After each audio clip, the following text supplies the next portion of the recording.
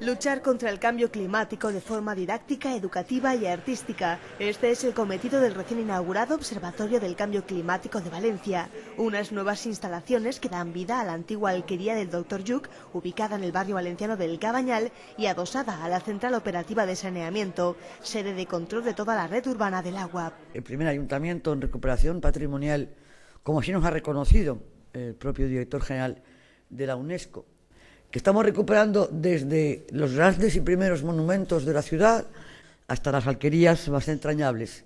El observatorio acogerá actividades de formación y de investigación. Además, ha sido diseñado para albergar exposiciones temporales y permanentes.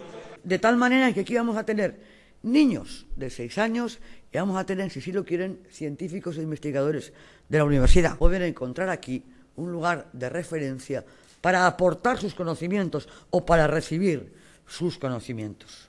Pero la apuesta del Ayuntamiento de Valencia por la sostenibilidad va más allá.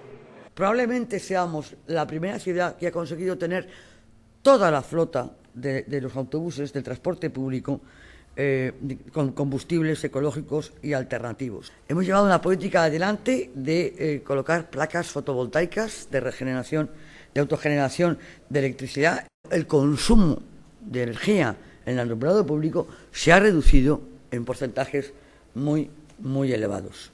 Tal y como ha apuntado la primera edil, en los últimos 4 años Valencia ha conseguido ahorrar un 10% del consumo de agua y todo gracias a la puesta en marcha de importantes campañas de sensibilización.